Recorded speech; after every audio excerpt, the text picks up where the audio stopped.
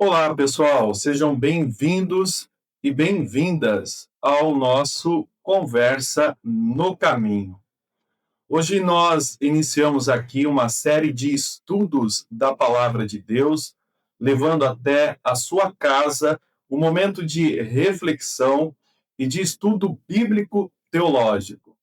Eu quero agradecer a você, a toda a sua família, por estarem comigo nesta manhã de domingo e nos receber dentro da sua casa, com a oportunidade de podermos partilharmos a palavra de Deus.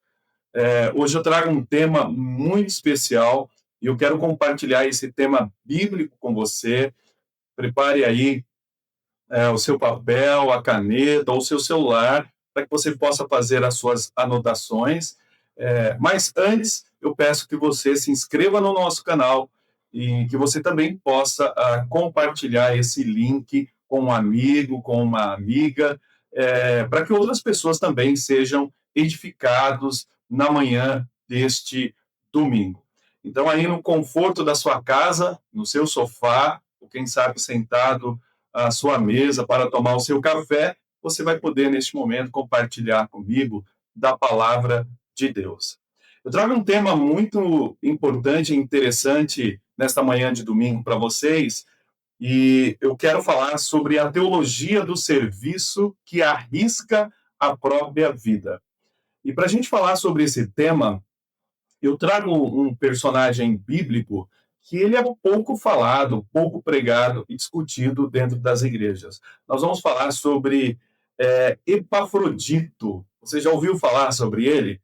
Então nós vamos aprender, à luz da palavra de Deus, um pouquinho sobre a história deste servo de Deus. E quem fala sobre ele é o apóstolo Paulo, quando Paulo escreve lá é, escreve em Filipenses, no capítulo de número 2, versículos de número 25 ao 30. Eu vou ler os versículos aqui, Filipenses, capítulo 2, versículos de número 25 ao 30. Paulo, ele escreve, falando a respeito de Epafrodito, e ele diz o seguinte: julguei, contudo, necessário mandar-vos Epafrodito, meu irmão e cooperador, e companheiro nos combates, e vosso enviado para prover as minhas necessidades. Versículo 26. Porquanto tinha muitas saudades de vós todos, e estava muito angustiado de que tivesseis ouvido que ele estivera doente. E de fato esteve doente, e quase à morte, mas Deus se apiedou dele, e não somente dele, mas também de mim, para que eu não tivesse tristeza sobre tristeza. Por isso, vou-lo enviei mais depressa, para que, vendo-o outra vez, vos regozijeis, e eu tenha menos tristeza. No versículo 29, Paulo diz assim: recebei-o, pois, no Senhor com todo o gozo, e tendo-o em honra, porque pela obra de Cristo chegou até bem próximo da morte, não fazendo caso da vida para suprir para comigo a falta do vosso serviço. Que texto lindo, né? Que Paulo escreve a respeito de Epafrodito. Ele é aqui o personagem central de Filipenses capítulo 2, verso 25 ao 30. Então vamos entender um pouquinho o que Paulo está dizendo aqui. A Bíblia, ela é feita, ou melhor, ela não é feita apenas de personagens de grandes nomes, de líderes conhecidos ou de personagens aqui que ocupam o centro do palco. Não. A escritura, ela também é construída por gente simples, silenciosa, pessoas que vão aparecer pouco, mas e que elas falam quase nada, mas que sustentam tudo por trás. Sabe aquela pessoa que não aparece, aquela pessoa que não tem, que não está no púlpito, que não tem palco, que não é vista, gente que não ganha microfone, mas que está ali segurando a estrutura da igreja. Então, Epafrodito, ele é exatamente esse tipo de personagem. É aquela pessoa que está lá no anonimato, é aquela pessoa que não está com o microfone, é aquela pessoa que não está no púlpito, né? Ele é esse personagem anônimo, né? Esse tipo de personagem que no contexto religioso ele não aparece. Ele não pregou para multidões, não escreveu cartas, não fundou igrejas, e não aparecem narrativas longas. É muito interessante, né? Veja a simplicidade, o anonimato desse personagem bíblico que é o Epafrodito. Mas ainda assim, diante disso, o apóstolo Paulo ele vai interromper o fluxo da carta aos Filipenses, como nós lemos aqui, para dizer algo muito forte a respeito dele. Quando nós lemos em Filipenses capítulo 2 e o versículo de número 29, Paulo, ele diz assim: honrai a homens como este. Olha que interessante, gente, que Paulo está dizendo. Honrai homens como este. Filipenses capítulo 2, verso de número 29. Mas que homem é esse que Paulo está falando? É alguém que não aparece, é alguém que está sustentando a estrutura da fé é, atrás do palco. É alguém que não está com o microfone na mão, é alguém que não tem cargo, é alguém que não faz uma grande pregação, é alguém que não tem visibilidade aparente ali diante da igreja. E Paulo vai dizer que sobre ele, sobre Epafrodito, Paulo vai dizer que honrai a homens como este. Então, isso não é pouca coisa que Paulo está falando. Paulo só manda honrar alguém quando há peso espiritual envolvido nesta pessoa. E é exatamente isso que acontece com Epafrodito. Por isso que Paulo diz: olha, honrem homens como esse, pessoas que estão no anonimato, pessoas que não aparecem, pessoas que não têm cargo, pessoas que não querem se destacar publicamente, mas que sustentam a estrutura religiosa, a estrutura da fé. A gente sabe que nós vivemos num mundo que valoriza o quê? A visibilidade, né? Seja nas redes sociais, seja dentro das comunidades de fé, na igreja, a visibilidade ela é muito valorizada, né? A performance, né? O retorno, a vantagem. Nós vivemos numa sociedade, infelizmente, que valoriza isso. Um mundo onde quase tudo é uma troca, né? E aí, nesse contexto, irmãos, Epafrodito, ele encarna uma espiritualidade antiga, quase esquecida. Que espiritualidade é essa? Servir sem cálculo. Olha que coisa linda. Eu vou repetir: servir sem cálculo. Servir sem perguntar o que vai ganhar. Olha que coisa. E isso, do ponto de vista teológico, isso é profundamente subversivo, tá? Mas Epafrodito, ele vai viver esta realidade. Servir sem cálculo, servir sem perguntar o que vai ganhar.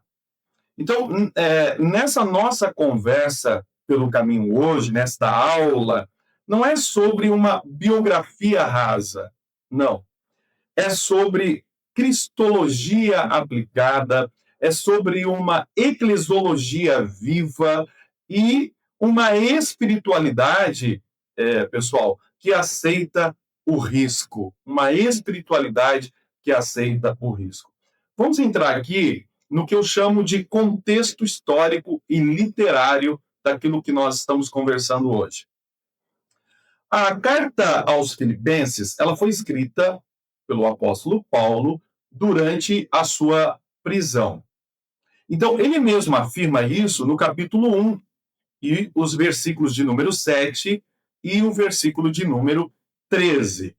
Ou seja, mesmo preso, essa é uma das cartas mais alegres do Novo Testamento.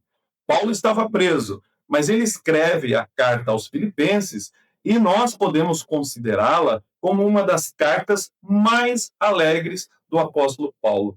É uma carta marcada por afeto, comunhão e maturidade espiritual. Veja que coisa linda. Paulo está preso, escreve uma carta aos Filipenses, e a característica, a marca desta carta do apóstolo Paulo é uma marca de afeto, de comunhão, de maturidade e também de espiritualidade. O capítulo 2 de Filipenses, ele é o coração teológico da carta do apóstolo Paulo. Primeiro, Paulo, ele apresenta o modelo supremo, Cristo, né? Está lá em Filipenses, no capítulo 2, versículo 5, até o versículo de número 11. Ele vai ali fazer uma apresentação daquilo que ele chama de modelo supremo, que é o Cristo. E aí, ele insere o famoso hino cristológico. Isso aqui é um louvor, isso é um hino, chamado hino cristológico, onde Cristo se esvazia, diz o apóstolo Paulo, e assume a forma de servo e obedece até a morte. Tá? Então, ele vai apresentar esse famoso hino chamado hino cristológico, onde ali o apóstolo Paulo ele mostra o Cristo que se esvazia e vai assumir a forma de servo e obedecer até a morte. Em seguida, Paulo ele mostra pessoas reais que viveram essa teologia. Como assim? Ele apresenta Timóteo, né? E logo depois de Timóteo, Paulo vai apresentar Epafrodito, que é o nosso personagem de hoje. Ou seja, a lógica aqui é bem clara para o apóstolo Paulo. Cristo é o modelo, olha só, Cristo é o modelo, Timóteo e Epafrodito são a encarnação deste modelo. Então perceba que primeiro Paulo ele apresenta Cristo, depois ele traz Timóteo e em seguida ele apresenta Epafrodito. Então Paulo está falando que a lógica é uma só, a lógica é clara. Cristo é o modelo, né? Timóteo e Epafrodito são a encarnação deste modelo. Então, isso aqui, gente, é teologia que vira carne, né? Isso é teologia que vira carne. Epafrodito, ele era membro da igreja de Filipos. Ele foi enviado como representante da comunidade para cuidar do apóstolo Paulo. Então, ele vai levar a oferta da igreja e apresentar o auxílio pastoral para o apóstolo Paulo. Ele não foi enviado para aparecer, mas ele é enviado para servir. Né? Tem gente que gosta de ser enviado para aparecer. Epafrodito não. Ele é enviado aqui para o quê? Para servir.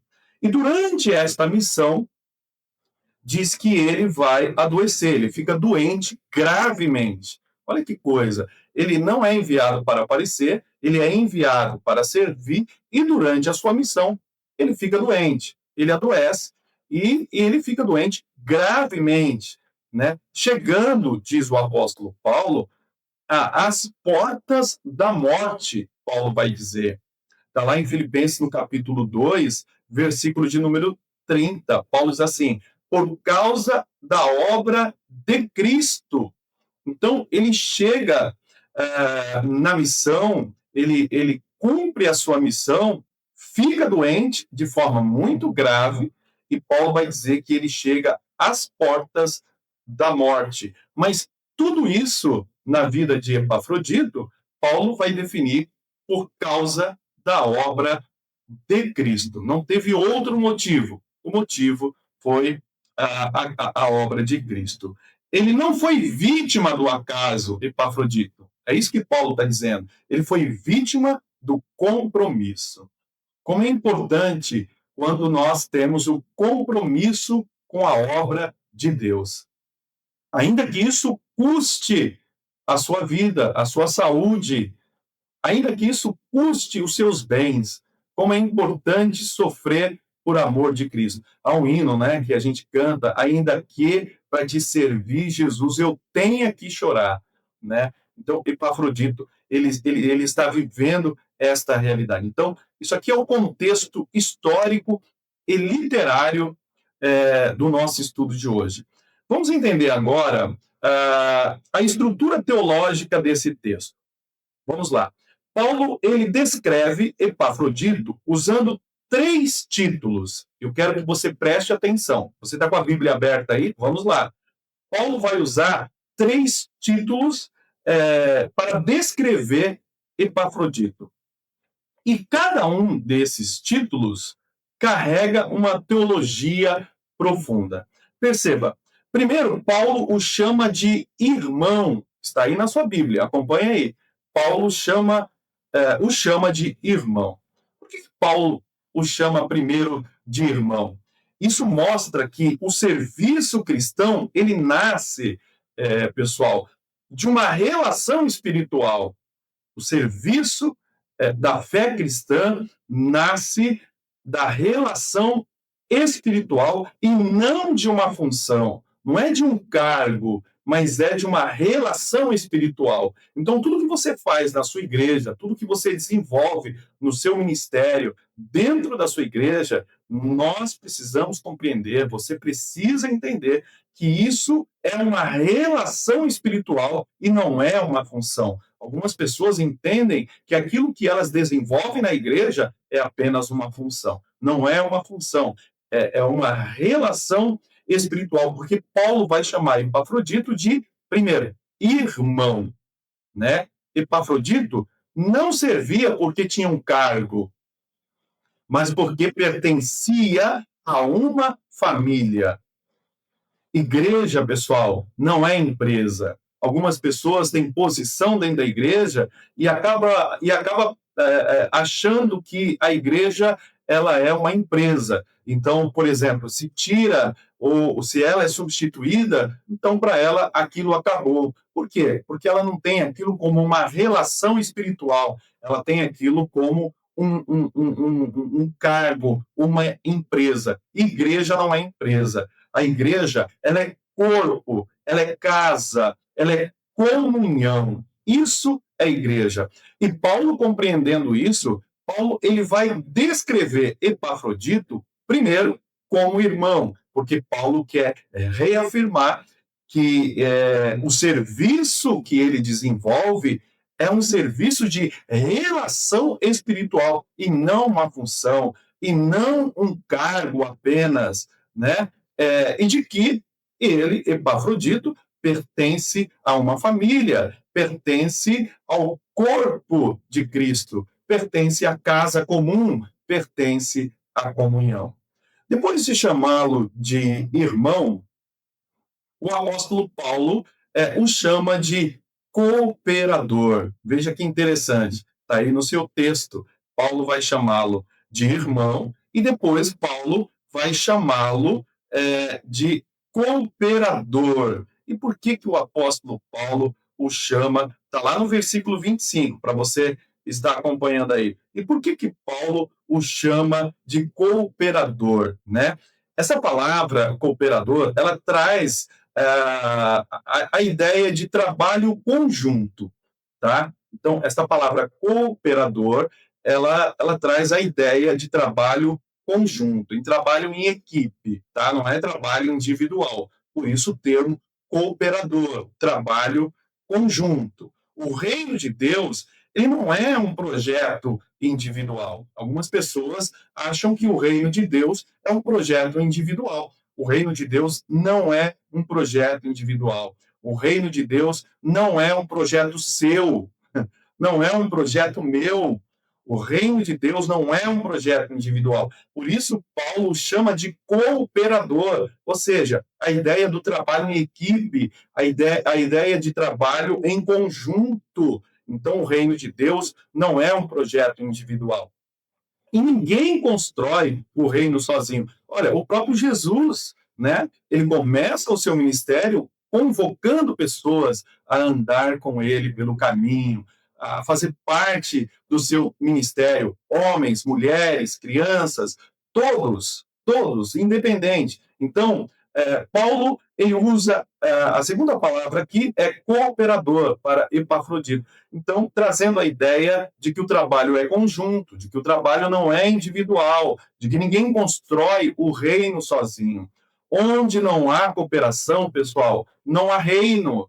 Não há reino. Se não há cooperação, não há reino. Há apenas vaidade espiritual, né? Pessoas que querem trabalhar sozinhas, que querem construir sozinhas dentro da igreja, dentro da comunidade de fé, são pessoas que estão mais preocupadas com a sua vaidade e aquilo que eu chamo de vaidade espiritual, tá? Vamos lembrar que no reino de Deus, além de sermos irmãos, Paulo também trata como cooperadores. A ideia de trabalhar em equipe, de trabalhar em conjunto.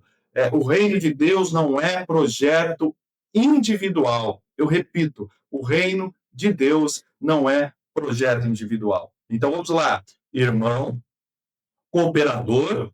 E aí Paulo ele usa ou ele descreve uma última palavra. Por fim, Paulo o chama de quê? De companheiro de lutas. Olha que coisa, companheiro de lutas.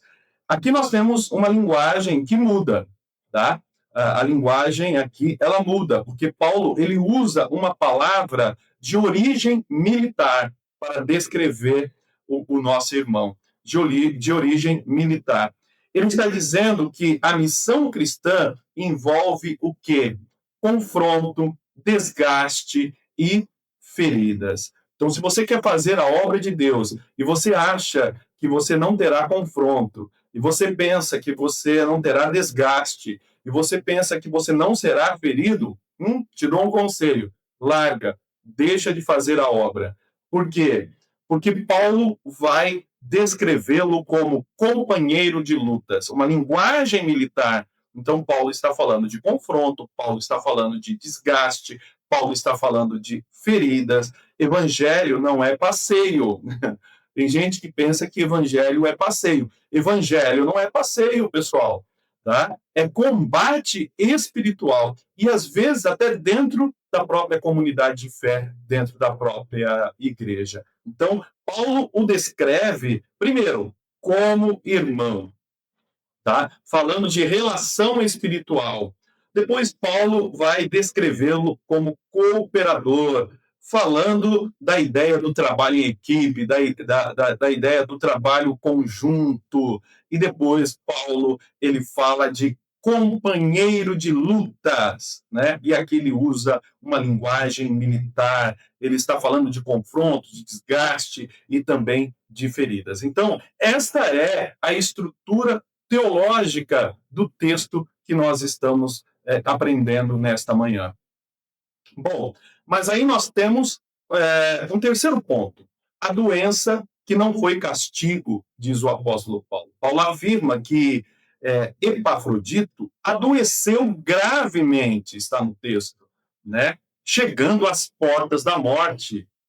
E aqui nós precisamos prestar atenção em algo aqui, tá? Paulo não associa essa doença ao pecado, a desvio ou falta de fé. tá? Porque quando a gente fala de doença, quando alguém fica doente ou passa por situações como essa, logo nós pensamos, né, na questão de pecado, no desvio, na falta de fé. Os próprios discípulos vão questionar isso a respeito de uma pessoa e vão dizer para Jesus: quem que pecou, ele ou seus pais, para que ele nascesse assim? Jesus diz: nem ele e nem os seus pais, mas tudo isso é para a glória de Deus. Então, Paulo ele vai afirmar que Epafrodito não adoeceu gravemente por conta de pecado, por conta de desvio ou falta de fé. Mas, pelo contrário, Paulo diz que Deus teve misericórdia dele. É isso que o apóstolo Paulo diz, que Deus teve misericórdia dele. Isso aqui é uma teologia que nós chamamos de teologia madura, porque nem todo sofrimento é correção, tá?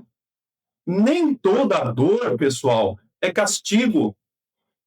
Às vezes, a dor ela é consequência direta da fidelidade. Vamos ver o próprio Jó, né? Então, a dor, às vezes, ela é consequência da sua fidelidade, né? Da sua postura de fé cristã diante de Deus. E não é um castigo, não é uma correção da parte de Deus, não é Deus pesando a mão, mas é consequência direta da fidelidade. Foi assim com Jó, pode ser assim comigo, com você, com qualquer um de nós, esta realidade. Então, Epafrodito, ele adoeceu porque serviu demais. Olha que coisa linda, né? Então, ele adoece porque ele serve demais, porque se expôs, porque se entregou. É por isso que ele fica doente. Como isso é maravilhoso, como isso é grandioso num tempo onde nós queremos nos preservar, né, a respeito do serviço no reino de Deus. Quantas pessoas dizem assim: eu não vou me envolver muito, eu não quero posição, eu não quero assumir nada, porque eu não quero ter dor de cabeça, eu não quero ter problema. Legal, fica aí no seu conforto, fica aí no seu comodismo, na sua autoproteção, né? Mas bem-aventurado, feliz são aqueles que sofrem por amor ao Evangelho de Cristo. Bem-aventurados são aqueles que se permitem se desgastar, sofrer por amor do Evangelho. Então, Epafrodito, ele adoece porque serviu demais. Que lição, hein? Para você, crente, que está aí, que largou tudo, não quer fazer nada, né? Ele serviu demais, ele se expôs demais, ele se entregou demais. E por conta disso, ele adoece. E Paulo, então, vai afirmar: olha, a enfermidade dele, essa enfermidade gravíssima, que o levou às portas da morte, Paulo vai dizer. Isso aconteceu não é porque ele pecou, não é porque ele se desviou, não é falta de fé. Pelo contrário, gente, Paulo está dizendo, Deus teve misericórdia dele, mas o sofrimento dele, Paulo está dizendo, não é castigo. Paulo está dizendo, é porque ele serviu demais, é porque ele se expôs demais, é porque ele se entregou. Ou seja, Paulo fala algo muito importante aqui. Arriscou a própria vida. É isso, é essa grande definição do texto. Paulo usa uma palavra forte no original do grego aqui. E essa palavra é a ideia de apostar tudo, de colocar a própria vida em risco consciente. Foi isso que ele fez. Então, Epafrodito, ele não foi imprudente. Isso não se trata de imprudência. Ele foi intencional, tá? Não é imprudência. Alguém pode classificá-lo como alguém imprudente, como uma atitude imprudente. Não, não é imprudência. Isso foi um ato intencional, tá? Então, a palavra no original aqui é a ideia de apostar tudo em favor do Evangelho de Cristo, de colocar a própria vida em risco, mas de forma consciente. Então, ele foi intencional. Ele apostou a própria vida para suprir o que faltava à igreja. É isso que Paulo está dizendo. Isso nos ensina algo muito claro, gente. Serviço cristão verdadeiro não é seguro, tá? Então, quem pensa que o serviço cristão verdadeiro é seguro, está enganado. O serviço cristão verdadeiro não é seguro. Amor bíblico, pessoal, envolve o quê? Vulnerabilidade real. Você quer servir no reino de Deus? Não há seguro, tá? Há seguro de vida, há seguro de trabalho. Não. O serviço cristão não tem seguro. Basta você olhar todo o contexto histórico da própria igreja, dos mártires, daqueles que se entregaram por amor ao evangelho de Cristo. O amor bíblico envolve vulnerabilidade real.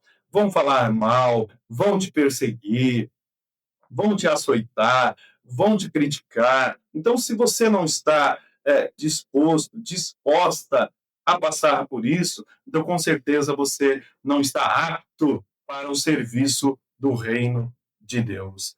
Para a gente ir fechando aqui, eu trago uma reflexão bíblica teológica dentro de tudo isso que nós estamos aprendendo. Esse texto, ele ecoa diretamente em Filipenses, capítulo 2, agora o versículo de número 7, porque diz assim, ó, esvaziou-se a si mesmo, diz o apóstolo Paulo, falando de Cristo, tá? Cristo se esvaziou da glória. Epafrodito se esvaziou do conforto, da segurança e do protagonismo, né? Ele se esvaziou disso, do seu conforto, da sua segurança e também do protagonismo. Tem gente que quer ser protagonista de tudo que faz dentro da fé, dentro do reino de Deus. Epafrodito não. Paulo vai dizer que ele esvaziou-se, assim como Cristo também esvaziou-se, que está lá em Filipenses, no capítulo 2, você lê aí o versículo de número 7. Então, ele não pregou o hino cristológico, ele não pregou o hino cristológico aqui, ele viveu o hino cristológico, tá? Ou seja, se ele tivesse pregado esse hino cristológico, lembra que eu falei que esse texto aqui é um hino cristológico? Então, ele não pregou o hino cristológico. Epafrodito, ele viveu o hino cristológico, ou seja, não é ele o protagonista aqui é Cristo. Então, Paulo, ele manda a igreja honrar Epafrodito, porque a igreja tende a honrar quem aparece. É natural, né? Que seja honrada aquela pessoa que está sempre em evidência, aquela pessoa que está aparecendo, aquela pessoa que está no palco, aquela pessoa que está com o microfone, aquela pessoa que está ali aparecendo. Mas Paulo não. Paulo vai falar para que aquela igreja possa honrar Epafrodito. Por quê? Porque ele não aparece, porque ele não é o protagonista, né? Mas Deus, ele honra quem sustenta, tá? Deus, ele honra quem sustenta. O reino de Deus cresce mais pelos invisíveis do que pelos famosos. Aprendam isso e guarde isso. Vou repetir, o reino de Deus, ele cresce mais pelos invisíveis do que pelos famosos. Então, uma igreja adoecida, ela usa pessoas e descarta quando elas caem, joga fora. Caiu, não serve para mais nada. Vamos jogar fora. Agora, uma igreja bíblica, ela reconhece, cuida e honra quem se desgasta verdadeiramente. É esta lição que o apóstolo Paulo nos traz. A nossa aplicação prática e pastoral de tudo o que nós aprendemos nesta manhã. Agora, sem medo e também sem rodeio. Para você que é líder, para os líderes, né? Você valoriza quem sustenta ou quem brilha, né? Quem você valoriza? Quem sustenta ou quem brilha? Sua liderança, ela protege pessoas fiéis ou consome até o limite? São perguntas que eu deixo aqui para você, líder. Para os membros da igreja, para você que é só membro da igreja, não é líder, o seu serviço tem limite de conveniência? Olha que coisa. Você serve enquanto é confortável ou enquanto é necessário, para você que é membro aí na sua igreja, né? Você serve enquanto é confortável. Se o ambiente está confortável, você está servindo. Se aconteceu algo que não é muito confortável, aí você deixa para lá. Ou você serve enquanto é necessário. Então a gente precisa pensar sobre isso. E para a igreja, como corpo de Cristo? Estamos formando discípulos ou apenas voluntários, né? Voluntários do reino de Deus. O papel da igreja não é formar voluntários. O papel da igreja é formar discípulos. O nosso grande problema como igreja hoje, e às vezes como liderança, e eu particularmente às vezes cometo esse erro, é achar que as pessoas que desenvolvem trabalho dentro da igreja, elas são apenas voluntárias, são pessoas voluntárias. Não, não se trata de voluntários no reino de Deus, se trata de discípulos. Você é discípulo ou você é voluntário? Se você for voluntário, a hora que você quiser, você abandona, você larga. Mas se você é discípulo, você se submete à obediência da palavra de Deus. Então, outra coisa importante para a gente pensar, nós celebramos resultados ou fidelidade, né? A questão não é resultados, a questão aqui é fidelidade, é aquilo que precisa ser realmente reconhecido, a fidelidade e não resultados. Epafrodito nos lembra de algo essencial. O quê? Não é o quanto você aparece, é o quanto você se entrega. Aprenda isso. Não é o quanto você aparece, mas é o quanto você se entrega. Pessoal, chegamos ao final desta grande conversa pelo caminho. Aprendemos com esse personagem bíblico. Eu espero que você tenha entendido o que Deus trouxe aos nossos corações. Epafrodito não quis palco, não buscou nome, não exigiu reconhecimento. Mesmo assim, o seu nome atravessou séculos a ponto de estarmos falando sobre ele aqui hoje, nesse estudo, né? Por quê? Porque no reino de Deus, quem perde a vida por amor à obra acaba encontrando lugar eterno na história. Guarda isso no seu coração. Quem perde a vida por amor à obra de Deus acaba encontrando lugar eterno na história. E aqui fica uma grande lição deste grande homem de Deus, Epafrodito, a teologia do serviço que arrisca a própria vida. Quero agradecer a todos vocês por esse momento de partilha e de conhecimento da palavra de Deus. Eu quero orar com você agora, agradecendo ao Senhor e pedindo que Deus possa levantar pessoas como Epafrodito, que você seja alguém que esteja disposto a fazer a obra no reino de Deus. Ore comigo nesse momento. Senhor, nosso Deus e Pai, nós te agradecemos pela tua palavra, te agradecemos, Senhor, por este momento de partilha, onde podemos entender o nosso verdadeiro papel dentro da igreja, no teu reino, Senhor, e na tua obra. Senhor, te pedimos que o Senhor possa, a cada dia mais, através do teu Espírito Santo, nos habilitar, nos sustentar, nos dar força, graça, e que possamos nos tornar, Senhor, verdadeiramente instrumentos nas tuas mãos. Levanta homens e mulheres para que possam fazer a tua obra com amor, com carinho, com dedicação. Pessoas que não queiram, Senhor, o protagonismo, mas pessoas que queiram apenas que o teu nome seja glorificado e exaltado. Obrigado, Deus, por esta oportunidade. Obrigado pela vida das pessoas que nos acompanharam e que a tua bênção repouse sobre todos, em nome de Jesus.